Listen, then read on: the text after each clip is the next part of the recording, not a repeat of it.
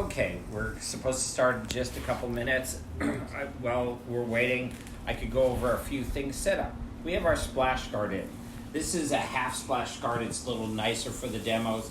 A lot of splash guards are now fully round. This is a very old one, so you see it's a half. I want my hips to be a little higher than the wheel itself, the wheel head. So when I tuck my elbows in, they get over the splash guard. So sometimes you have to put a pillow. Pillow's kind of nice here.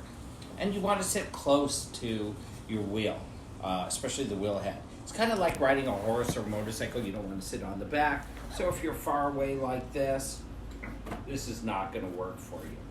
So you want to have good positioning. You want sort of my thighs sort of locked on the splash guard. That's going to give me stability. I have a brick under my left foot, and you can see the difference how it moves up, and we're able to lock in.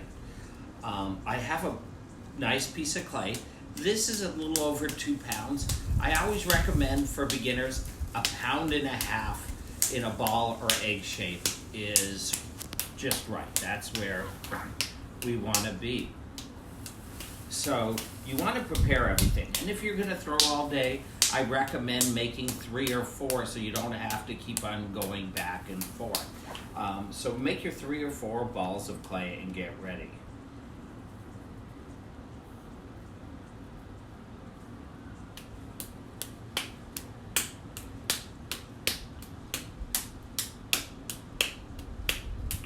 Okay, we are pretty much ready to go. 30 seconds. Give everybody a last minute. Anybody, the rest of you could watch and come in at any time. I don't want to start too early. Probably should actually wait a couple minutes, but it's nice. It's quiet outside. No firemen today. No crazy neighbors yet, as of yet. So we'll see what's happening. So I have my tools laid out beautifully. My splash pan's on. My water is here. Nice water. Got my sponge in the water. Got everything I need. Have my clay made. We talked about making 3 or 4 already. Have my bat, since I have bat pins. So I have a bat on here. Otherwise, you could work just on the wheel head. I'm just going to take a drop of water. If you have a lot of water, your clay is going to slide off. That's no good. So on certain wheel heads, just a drop will help it stick. It's so important to make sure you get it on center. People put it on, and then they sit there and they fight and they fight and they fight to get it on center. It's better to stop, drop it on center, and we're going to pat the clay down. And if you do that, you'll find yourself pretty good. Index finger at 3 o'clock, stick it down. We talk about 2 speeds really when we throw. Centering speed, which is 1/2 to 3/4, depending on your wheel, usually about 3/4. And then our throwing speed, which is slower, about 1/3 to 1/2 speed. Every wheel's different. You'll find what works for you. Too slow never works well. Now I'm going to get my hands wet and get some water on the clay. Start by just pushing down. Now this clay is a really stiff clay, so it's going to take a little more muscle than most. And you want to be careful because it can be very easy to rip the bat off the wheel head. I'm going to show you a basic beginning technique. There are different techniques, and one isn't the best. It's what works well for you. Now, certain things help people understand why other techniques work, and I'm going to explain that. So with my palms together, I'm going to lean my body forward. See how I move my body? People think it's pushing the hands. It's not pushing your hands forward. It's if you learn to use body weight, the clay will move, and you can bring your hands up and it should move up with you. I'm not using a lot of strength with my fingers. People make the mistake of, are you grabbing it with your fingers? Are you pushing really hard? No. So I'm bringing it back down. We're going to use our palms together, and we're going to lean forward. Forward, and slowly release. And it should move. See how it's going on center? Another technique that's quite popular is my hand, the butt is at 6 o'clock. So really, I'm between 6 and 7, I'm pushing, and with my right hand, I'm going to come to 2, curl in, and look how I can move that clay up. I'm going to bring that down for you. We'll talk about how to do that. Another technique for people who have bad backs is you can get water, put your hands together, and lean back. That does the same thing. What you're trying to learn here is you're trying to learn that if you push, you're literally pushing it off center. And if you slowly release while your wheel's at a good speed, slow, slow, slow, slow, the clay will come on center. That's what most people don't understand. So this is how to center clay. Any clay down here, get rid of. If you don't have centering down, and I don't care if you spend weeks centering, knock it off, come back, lean forward, center, slowly release. Once you learn how to center, it's like building a house. Everything will work. If you don't center properly, nothing's going to work. You're just wasting your time. So you must learn to center. So there's two parts of centering. The first part is actually bringing it forward and release. The second part is bringing it down. We're going to learn to bring our thumb over the top. See how I bring my thumb over the top? And with my blade, people make the mistake of putting the blade right on center. I want you to take the blade of your right hand and tilt back a little bit. Now, some people do it on the opposite side. That's fine. Forward and down. By tilting it back, it will come down easier. You want to keep pressure with your left hand, and my elbows are in my hips. Hold. Always wait till 3 and slowly release. Beautiful.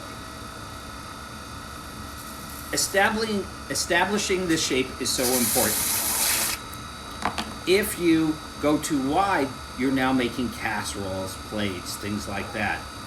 Too narrow, it's going to have a very small bottom. Usually 4 to 5 fingers is perfect depending on the amount of clay. With 1.5 pounds, on most people it's roughly 4 fingers. We're going to open a 3-inch bottom, which works for most functional wear. If you have slip on your hand, slip is the residue clay that you get. Just wipe it off on the side of your bowl. Now, from here, I lift my hands up.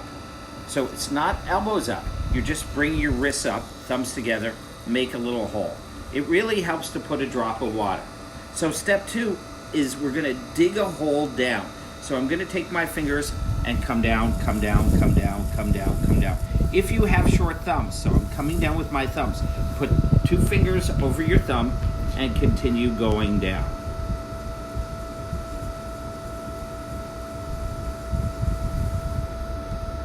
And release. You want to check it here. This is so important. What we want is a 1/2 inch thickness. So we drop our needle tool down, index finger, and pull it out. A 1/2 inch, people have trouble. You can use your ruler, or usually it's your trigger finger right here, and it's about the size of most people's trigger finger. There we go, index finger. 1/2 inch. Now we're going to open up. So we're going to establish the bottom. Put a little water in. You don't need a lot, but just a little bit. My right hand cups the piece. I'm going to take my left thumb, lock it in, and what we're going to do, we call this closing the seam. It's very important that your hand is round. Think of grabbing somebody. People start like this and instantly go like a bird's beak with your hands locked. You don't get the same strength. It's much stronger if you round. Use your fingertips to dig. So my right elbow locks in, my palm pushes, fingers in the hole, and curl into my palm. Hold. 1, 2, 3, slowly release. Beautiful. So we know we have a 1/2 inch. Now I'm going to compress the bottom. So that's starting from the center and going back and forth. What it looks like is it looks like this. Center to 3 and back. Just compress the bottom. Especially, it's really important if you're using clay like mine, a porcelain clay. If you don't compress the bottom, it'll probably crack. Leaving too much water in your piece will crack. A lot of people will even use the rib. The rib that comes with your kit. In your kit, it's a triangle rib with a rounded side. And rounded side goes to 3 o'clock, and I can just push in and down. And that makes a really clean, beautiful bottom. So now we're going to make our pull. And I talk about different techniques, and it's fun. And I use both. There are 2 major techniques to pull. Fingers together. It's very important when you do the fingers together that you don't bring them in tight. We're using the side angle here. What we're going to do is push at the bottom, right at the bottom of the wheel. So we're about 4 o'clock. curl our fingers, creating what we call an S ridge, and bring it up. I'm going to show you what that looks like in a little bit. Or you can use your knuckle. With our knuckle, we extend our knuckle, same thing, just the side, very strong. Both techniques are wonderful to practice. So I'm going to come right between 4 and 5 o'clock, thumb and index finger. A lot of times I like to keep a sponge in my hand. I could get water. I push in at the bottom. I'm going to curl my fingers. On the first pull, now look at, I'm not using my thumb on my left hand. It's just there as an anchor to keep them from moving back and forth or to stop me from drifting forward. So I push at the bottom, curl my fingers, and just a light, don't try and do too much. Don't try and do too much. This is just the first one. So we just want to do a light pull. The next one will be a much bigger, more major pull. Compress. Always make sure your top is nice. When we look at the lines, it should look like the threads of a record. It should be really nice and tight together. Kind of like if you see a tree that's been cut down, sort of the bark rings. Add a little water. Now we're going to do a nicer pull. When you pull, it's important to use a little more pressure with your right hand so we keep it going in as opposed to going out. Once it goes out, it's very hard to bring it in. So a little water down the side, push in at the bottom. We're going to curl those fingertips, creating a ridge. Watch that ridge come up. Does everybody see that ridge? Look how beautiful that ridge is coming up. Less pressure as you come towards the top. Less pressure, less pressure. Hands come together at the end. Hold and release and compress. This is really important. I talk about less pressure. Beginning, intermediate ceramicists tend to pull and they get about halfway and they squeeze too tight and they tend to sort of get it too thin. All of a sudden it starts to move here and they tear their piece. So let's make another beautiful pull. We're going to come here, add some water, push in at the bottom, curl those fingers, curling those fingers, creating that ridge, bringing the ridge up. Look how beautiful that ridge is coming up. Up, up, up, lighter, lighter, all the way to the top. Lovely. Hold, release. You can see I got a tiny bit of a wobble here. You will get that. There are two ways to cut your clay, and you'll discover which one you become more comfortable with. I was always taught with a needle tool. One day I saw somebody do this, and I just thought it was brilliant. They took their wire tool like dental floss, about 1 inch, and they pull tight. Get the wheel going, decent speed, slowly come down, hold, and just lift up. A lot of you may not have seen that before. It's a wonderful technique around the edge. You always want a true edge. If your lip is true, everything will be nice in general. If this is off and wobbly, it's going to throw everything off. The other way of cutting, and I was taught to cut at a 45-degree angle. I found over the years if you hold it at 12 and just slowly turn in, it cuts really beautiful, and it's a little easier for beginners to learn. Round. Hold, wrap the sponge around it. A little more advanced, I like to use the skin. Some people use a piece of plastic or a chamois. You have that little skin in your hand, and look at that. It works just as well as any chamois. Let's make one more pull.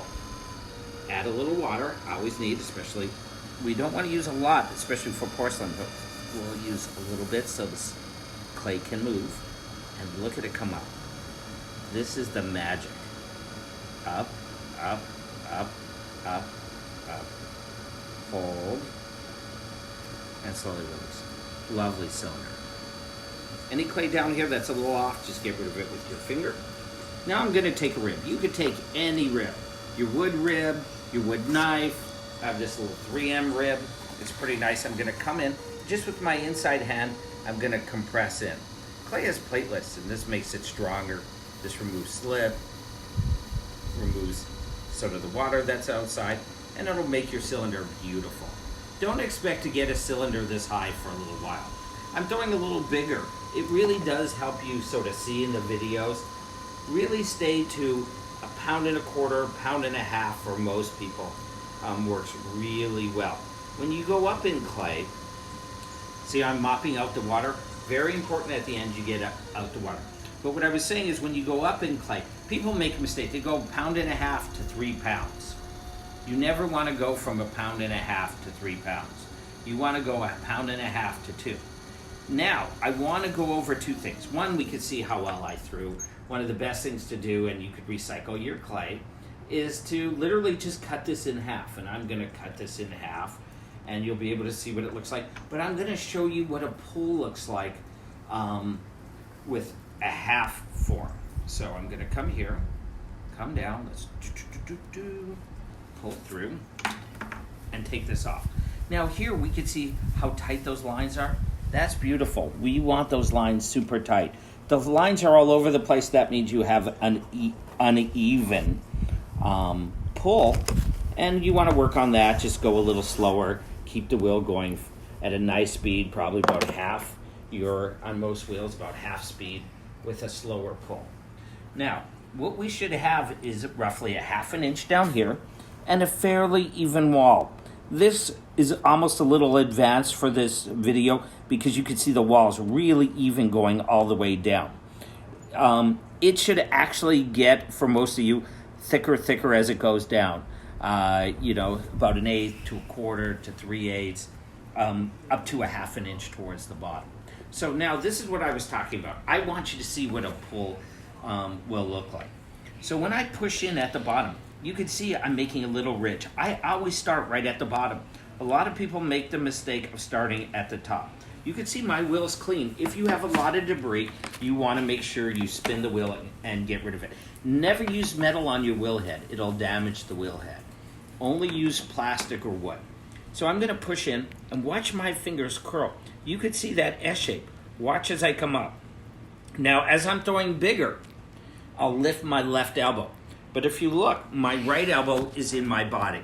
You'll almost never see me lift both elbows. And I throw pretty big. You can see behind me there's some big vessels. But nope, you don't want to do that. So if you look as I come, see how this is about a quarter inch lower than my left hand? Just towards the top. Right about now will they come together.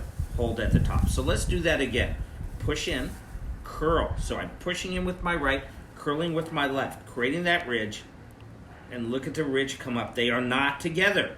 That's squeezing the clay. That will cause you problems in the long run. You need to stretch the clay. When I throw, it's very much on the basis of yoga. It's compressing, stretching, compressing, stretching. So we are stretching the clay now. And you can see one side is higher than the other. So I hope you enjoyed today's lesson. I hope you enjoyed learning how to pull a beautiful cylinder. Please feel free to follow me at Beverly Hills Pottery CO on YouTube. We will be posting all these videos. And any questions, just message me and I'll be glad to answer any of your questions. Have a great day. Have a lot of fun. See you tomorrow.